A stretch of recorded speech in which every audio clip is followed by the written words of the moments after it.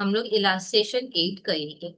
देखो ये ना थोड़ा अलग टॉपिक है। इसमें क्या होता है ना कि हम लोग क्या करते हैं प्रैक्टिकल में, कि जब भी कोई काम करते हैं तो हम लोग प्रैक्टिकल में पहले डिसाइड करते हैं कि एक एक घंटे का हमारा कितना ओवरहेड लगेगा, ठीक है या नहीं। मटेरियल लेबर ये तो चलो क्लियरली समझ में आ जाता है कि पर यूनिट का कितना लगेगा।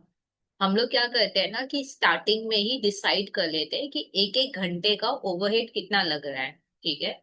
अकॉर्डिंगली हम लोग फिर पूरे साल भर में उसी रेट के हिसाब से कस्टमर से रिकवर करते हैं ओवरहेड, ठीक है। एंड फिर ईयर एंड में हम लोग ये चेक करते हैं कि हमने कितना रिकवर कर लिया है और एक्चुअल में ओवरहेड मेरा क्या लगा, ठीक है। सपोज मैंने रिकवर किया है 100 रुपया, ठीक है, और एक्चुअल में लेकिन मेरा ओवरहेड लगा है 120। तो इसका मतलब मैंने 20 फिर कम रिकवर किया है, हाँ या ना। ये जो 20 मैंने कम रिकवर किया है इसको कहते हैं अंडर रिकवर्ड या अंडर एब्जॉर्ब्ड, ठीक है। अब हम लोग चेक करेंगे कि ये 20 कैसे कम रिकवर हुआ, ठीक है।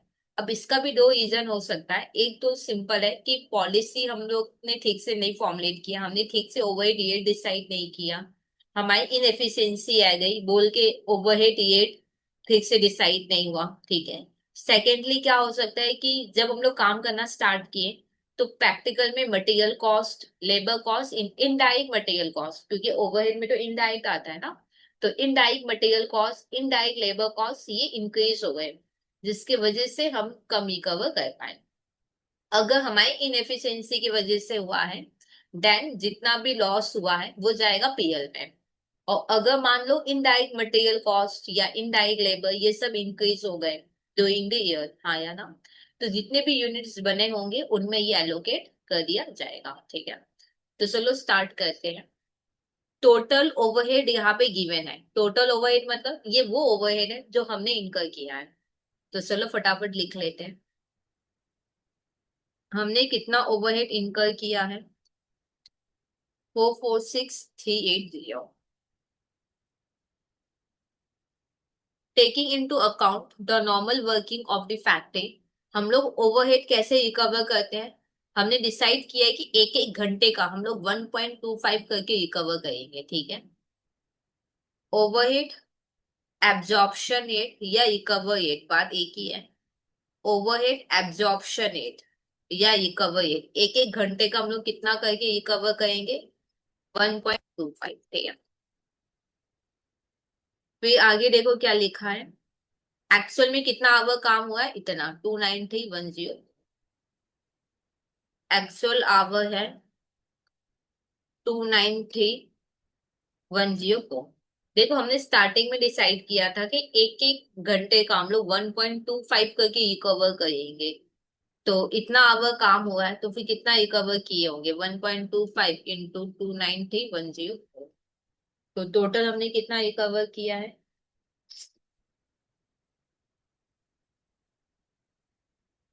हमने 366,380 रिकवर किया है, ठीक है। तो यहाँ पे लिखेंगे ओवरहेड रिकवर्ड या एब्जॉर्ब। तो मेरे को एक बात बताओ, हमने कितना रिकवर किया, हमने 3 लाख समथिंग रिकवर किया है। क्या ओवरहेड इतना हमने पे किया, हमने ज्यादा पे किया, ठीक है नहीं। देखो ओवरहेड हम लोग पे करते हैं ना, तो हम लोग क्या करेंगे कस्टमर से उसका पैसा रिकवर करेंगे। तो हमने 3 लाख समथिंग रिकवर किया है, पर मेरा तो 4 लाख समथिंग लगा है। तो इसका मतलब हमने कम रिकवर किया है, हाँ या ना। कितना कम रिकवर किया है, 366,380, सॉरी 446,380 से 366,380 माइनस करेंगे। हमने कितना कम रिकवर किया है,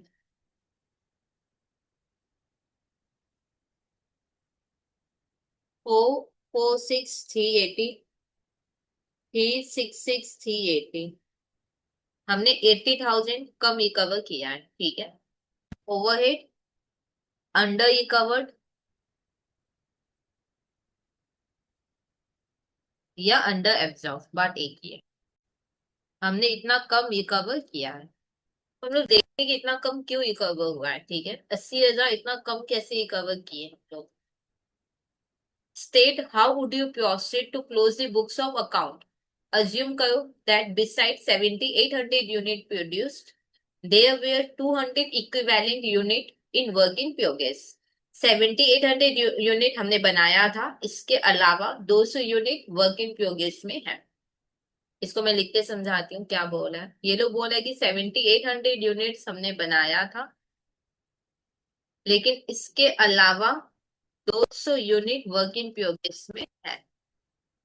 अब आप प्रोसेस कॉस्टिंग किए थे, आपको पता है कि इक्विवेलेंट यूनिट काम का होता है, यूनिट काम का नहीं होता है, इक्विवेलेंट यूनिट काम का होता है। तो यहाँ पे देखो वर्क इन प्रोग्रेस का यूनिट नहीं दिया इन्होंने, इन्होंने इक्विवेलेंट यूनिट ही दिया है। ठीक है।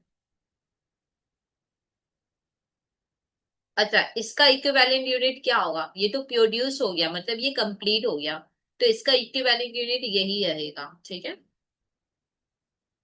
अब क्या है कि 7800 यूनिट प्रोड्यूस किए, जिसमें 7000 यूनिट हमने सेल कर दिया। 7800 में 7000 यूनिट हमने सेल कर दिया, तो 800 का क्लोजिंग स्टॉक होगा। 800 यूनिट्स का closing stock of finish goods होगा। ठीक है। ओके। अभी तक लेकिन पता नहीं चला, यहाँ पे ये बोला कि हमने इतना यूनिट बन गया है और इतना इनकम्प्लीट है, पर ये 80,000 क्यों हम कम ही कवर किए, उसके बारे में अभी तक मेरे को नहीं समझ में आया।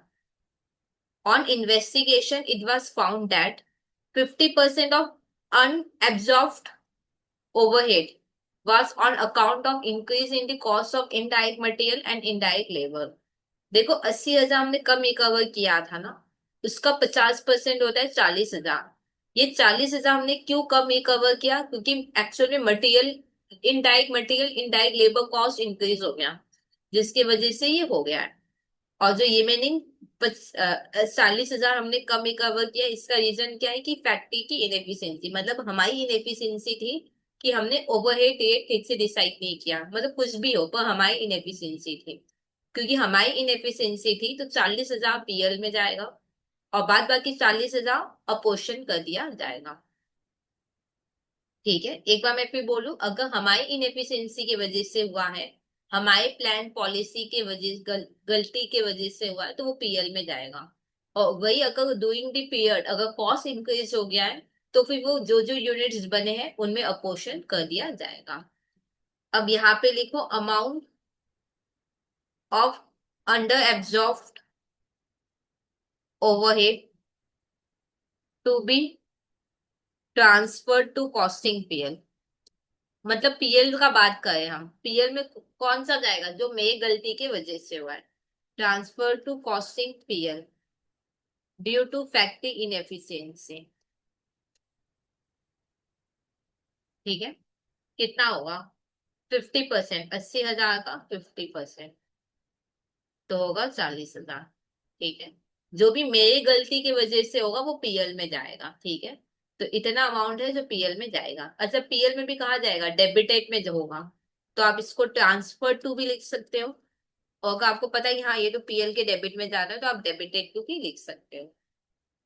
अब 50,000, अब जो 40,000 है ना, वो मटेरियल कॉस्ट ये सब में हो गया था। तो अब हम लोग लिखेंगे amount of under absorb overhead to be apportioned among.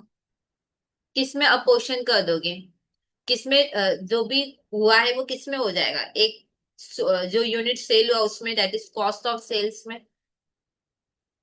फिर closing stock of finish goods, that is finish goods में।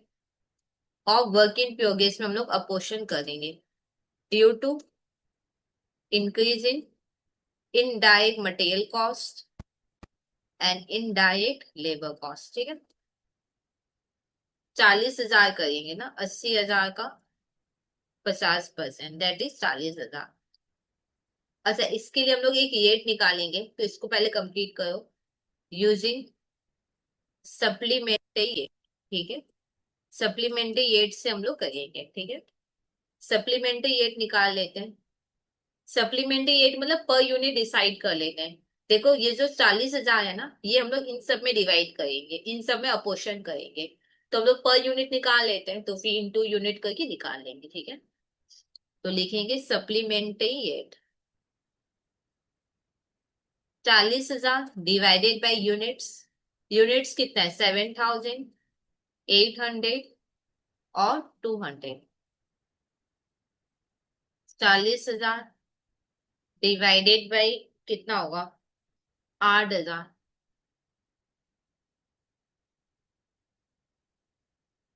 तो होगा 5 पर यूनिट, ₹5 पर यूनिट। ठीक है।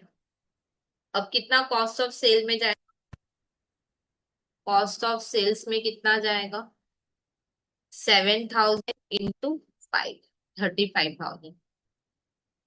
कितना फिनिश स्टॉक में जाएगा, स्टॉक ऑफ फिनिश गुड्स लिखते हैं, स्टॉक ऑफ फिनिश गुड्स, कितना फिनिश गुड्स में जाएगा, 800 इंटू 5, तो होगा 4,000।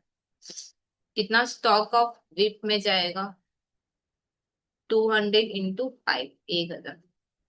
ठीक है। तो जो मटेरियल कॉस्ट की वजह से हुआ है वो अपोर्शन हो जाएगा, और जो मेरी गलती की वजह से हुआ है वो पीएल में हो जाएगा। ठीक है। तो इस तरीके से इस सब अपना फाइनली हुआ कंप्लीट।